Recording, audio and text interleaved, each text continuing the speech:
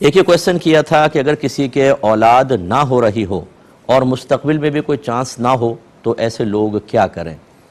دیکھیں، پہلی چیز تو یہ کہ صبر کریں اور صبر کے ساتھ چلیں۔ اللہ تبارک و تعالی نے ازل سے ہی یہ تقسیم فرما دی ہے۔ قرآن میں وہ خود ارشاد فرماتا ہے، وہ جس کو چاہتا ہے لڑکے دیتا ہے، جس کو چاہے لڑکی دے، جس کو چاہے دونوں دے، اور جس کو چاہے کچھ بھی نہ دے، بانجھ رکھے۔ تو یہ بہت سارے ایسے ہوتے ہیں لوگ کہ ان کے بچے نہیں ہوتے، تو اس میں کوئی مسئلہ نہیں ہے۔ اگر بچے نہیں ہیں کوئی بات نہیں، آپ صبر کریں۔ اچھا، دوسرا طریقہ یہ ہوتا ہے کہ جی ایسے کچھ جدید ٹیکنالوجیز آ گئی ہیں کہ اس میں مرد کا اسپرم لیا، عورت کا لیا، ایگ لیا اور کسی اور جگہ ملاپ کرا کے ماں کے رحم میں رکھ دیا۔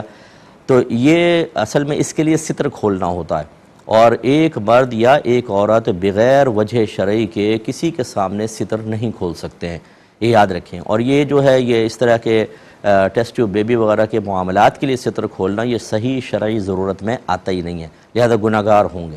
ہاں، اگر فرض کر لیں کسی نے اس کے باوجود کیا اور حمل ٹھہر جاتا ہے، بچہ ہو جاتا ہے، وہ طیب اور حلال ہے، بشرطے کہ اسی شوہر اسی بیوی کا ہو، یعنی اسپرم اور ایگ۔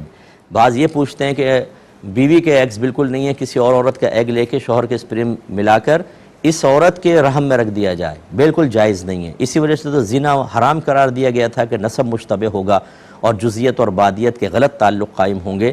اسی طریقے سے ایگز اس عورت کے ہوں اور اسپرم کسی غیر مرد کا لے لیا جائے، بالکل شرعاً جائز نہیں۔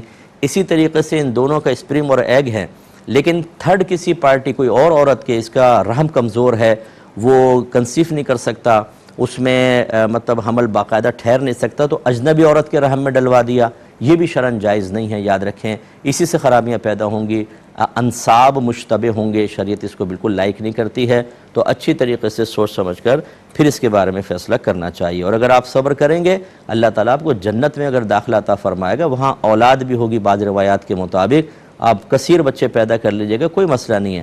ہر ایک کو دنیا میں ہر چیز مرضی کے مطابق مل جائے یہ ضروری نہیں ہے، لیکن مجھے ایسے سے لوگ ملتے ہیں جو بیچارے خود صبر کرنے کے لیے تیار ہوتے ہیں، لیکن اللہ تعالیٰ رحم فرمائے ہماری ان بہنوں کے اوپر کہ یہ آ کر ٹونٹنگ کر کر کے گھر کے ماحول خراب کرتی ہیں۔ ابھی تک بچہ نہیں ہوا، کوئی خوشخبری نہیں ہے، اور بھائی پتہ نہیں کیا اس میں خرابی ہے، یہ کہہ کے نکل جائیں گے۔ بار بار احساس دلانا یہ مطلب یہ کہ نہیں ہونا چاہیے۔ ہمارا اسلامی ملک ہے، ہم اسلام سے تعلق رکھتے ہیں۔ باہر کے ملکوں میں دیکھیں اگر اولاد نہیں ہو رہی کوئی بات نہیں، ایک بیٹی ہوئی کوئی بات نہیں، بیٹے کی کوئی تمنا نہیں ہے، بیٹا ہو گیا چلو بہت اچھی بات ہے۔ وہ لوگ ہر طرح کے حالات سے کمپرومائز کرنے کے لیے تیار ہیں، اور ہم شریعت کے طریقے پر چلنے کے لیے نہ تیار ہیں، نہ اپنے رویوں، اپنے جذبات، اپنے احساسات کو اس کے تابع کرنے کے لیے تیار ہیں۔ ہماری مرضی پوری ہونی چاہیے، مذہب کچھ بھی کہتا رہو۔ تو اس لیے یہ